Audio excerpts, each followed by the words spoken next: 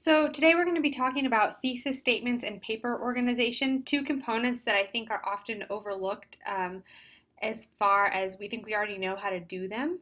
And we do know how to do them. You guys do know how to do this. It's just that sometimes it gets lost in, I think, the larger assignment or the larger point that you're trying to make, which is kind of funny if you think about that the thesis statement is supposed to make the point of your paper. So we're going to talk about a few very basic things that I want you guys to consider when you're thinking about writing your thesis papers.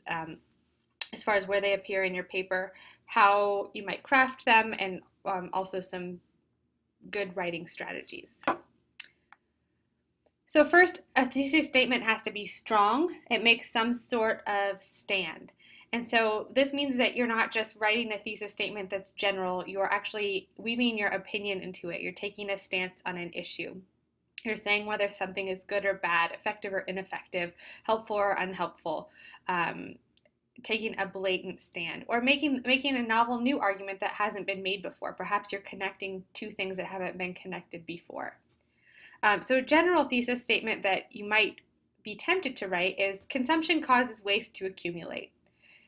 That's okay, right? That is a thesis statement. You could write a whole paper on how waste accumulates based on consumptive practices. However, a more strong thesis statement would be American consumption causes massive amounts of waste that are detrimental to our environment. This way we know exactly how you think about waste. We know from this thesis statement that you think it's detrimental, it's bad. And if you wanted to take it a step further to maybe make it even a little more stronger, you might add that needs to be changed. And then the presumption is that your paper will be about how to change this and why this waste accumulation is detrimental. Another thing you want to consider when you're working on your thesis statement is that it needs a strong thesis statement justifies discussion. So it's not something that's easily acceptable. So it has to be something that debate can ensue around, that it's not obviously accepted by everyone. There are very few things that are obviously accepted by everyone. But it should be something that's controversial, and you should be able to frame it that way in your thesis. So your thesis statement is framing how you're going to approach a topic for the rest of your paper. So if we go back to our example here, consumption causes waste to accumulate. That's kind of hard to refute. There's a lot of evidence that demonstrates how packaging at the grocery store accumulates in landfills, or getting rid of your phone every year or every 2 years or however long your contracts last accumulates a lot of waste. So that's relatively hard to refute. It's a little bit easier to refute American consumption causes massive amounts of waste that are detrimental to our environment. Because we live in a culture where we aren't forced to look at the waste, it's trucked away to landfills that we don't have to live nearby, right? So we don't have to think about the waste. So we can contest this a little bit easier. Some people might say, actually, it doesn't cause that much waste, or they're not detrimental to our environment. So there would be cause for debate or discussion around this topic, and then it would be your burden to demonstrate all of the ways that waste accumulates and how it does, in fact, impact the environment. And then third, a strong thesis statement expresses one main idea. And so we don't want to, the temptation, I think, as writers is to say, I have to fill this page requirement of 10 pages or 20 pages. How much easier will that be if I include 5 different ideas in my thesis statement? And so a lot of times I see students trying to squeeze so many ideas into their thesis statement that their paper becomes too general and unfocused. And I think that this is a really easy trap to fall into. So I encourage you just to choose one idea that you want to stick with. And again, I think our example demonstrates this well. So consumption causes waste to accumulate. Okay, how? What kind of waste? What kind of consumption? I think there's a lot of questions that we could ask there. And then the second one, American consumption causes massive amounts of waste that are detrimental to our environment. I could have said that it was detrimental to our environment, our social relationships, our political standing in America, right? I could have said all of these things, but I chose to focus on environment. My one main idea is that consumption hurts the environment because of waste. So that's an example of containing one idea. And granted, this is a relatively short sentence that you might use for your thesis. Yours might be a lot longer. You might use a semicolon to connect two sentences. That's completely up to you, but just making sure that it focuses on one idea, and I think therefore should be about one sentence. On occasion, depending on the length of your paper, a thesis statement may be a little bit longer, but for this class, your thesis statement should be contained within one statement. And then finally, a thesis statement is strong. A strong one is specific. So we want to be clear about where we stand, as I've already said, but we also want to be specific about how we are plugging into a particular conversation and exactly what part of that conversation that we're going to address. And so a way that I might even make this thesis statement example, a little bit more specific is to say, American consumption of packaged goods at the grocery store causes massive amounts of consumption. So I think that there is a little bit of room for improvement in this good example in order to kind of focus it and make it even more specific. And this isn't necessarily a process where you'd start with a thesis statement. It's completely reasonable to begin with a general statement that you think might be your thesis, begin writing, begin doing research, and then coming back and refining your thesis to add that amount of specificity, as we've kind of done here in this conversation. Okay, so, oops, I'm sorry, I'm going backwards.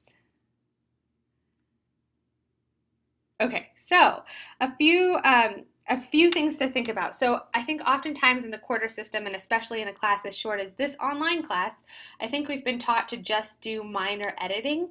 And so I want you guys to think about what's the difference between revision and editing. And I think if we really think hard about it, editing is more of this kind of line editing, grammar checks, punctuation, sentence structure, those kind of remedial things. And I don't think thesis statement revision falls into a type of editing.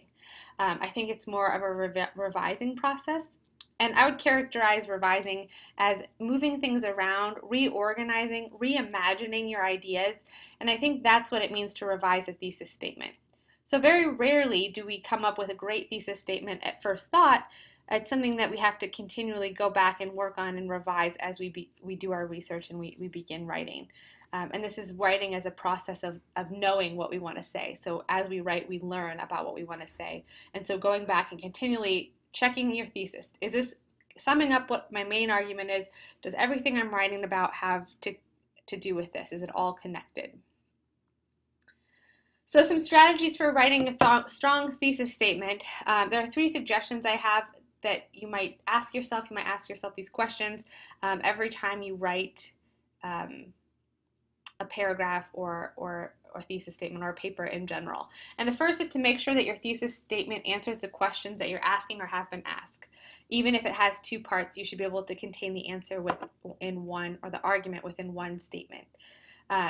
So make sure that it answers the question of the assignment that you have. If you have to ask your own question to get started, sometimes that can be a really helpful way to narrow your paper. So asking a question and then making sure that your thesis statement is a direct response to that.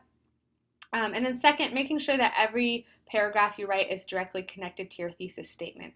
So going through and saying, hey, does this paragraph support my argument? And if your paragraphs are all over the place, maybe you don't have the right thesis statement. And then third, you want to make sure that your thesis statement leaves room for plenty of elaboration and evidence. So again, asking yourself, do I have room to expand this, and are my arguments, my paragraphs, supporting my thesis statement, and even more important than that, are they succinct and elaborative rather than overlapping and remedial? So we think of thesis statements as something that drive a paper, and they certainly do. Oftentimes students want to know, where do I put my thesis? There's not a right or a wrong answer. Thesis statements generally come at the beginning of your paper, obviously, so that it can orient the reader to your argument. And I would say that this is generally true, and I'll expect to find your thesis at the beginning of your paper. But there's some room for negotiation. A lot of times it depends on how long your paper is going to be. If you're writing a very short paper, I would put it in the first paragraph. If you're writing a much longer paper, by the end of the first page is fine, or even the end of the second page. But you should use your discretion. You are better off when your reader knows what your argument is up front, so that they can process and internalize and engage with your argument as you begin to present your supporting arguments. So remember that the thesis statement can also be a guide. So if we think of the thesis statement as something that we can use to structure our paper, it doesn't just happen at the beginning. So it happens at the beginning of each paragraph. So if we think of our paper driven by a thesis statement, then each paragraph after that should have its own mini thesis, which we call a topic sentence. And this topic sentence should be tied into our thesis statement, but it should also serve as its own thesis statement to guide the paragraph and support our overarching argument of the paper. So this is another way that you might think of a thesis statement as you begin writing your paper. It doesn't just appear at the beginning. It's reiterated throughout at the beginning of each paragraph, although in different terms and probably with different examples and evidence. So one writing strategy that I use that I wanted to share with all of you, I think this is really helpful. If you go through any paper, you can choose a blog that you've written or a paper that you're working on. Try deleting each paragraph, their content, but not the first sentence. Then once you've done this, ask yourself, are all of my ideas still intact? So if you read your thesis statement, the first sentence or the guiding sentence of your whole paper, if you read your thesis statement in relationship to every topic sentence, are all of your ideas still intact? Do they all relate? Are they all connected? Are they all making the same argument? And then lastly, after you do that, you can edit the topic sentences. I say at least 3 for practice. You can see how you can retain the meaning of each paragraph. So each of these should be indicative of what comes next in the paragraph, but more importantly, linking back to your thesis statement. So these are just a few strategies that I use and a lot of really simple ideas about thesis statements, but I think they're simple in concept and much harder to enact when we begin writing. So I encourage you to pay attention to your thesis statements. I will be looking for this in blog posts and writing assignments and giving you some feedback on that. But just try to do your best making a specific, strong, discussion-based thesis statement that answers the questions that you're given. Thanks.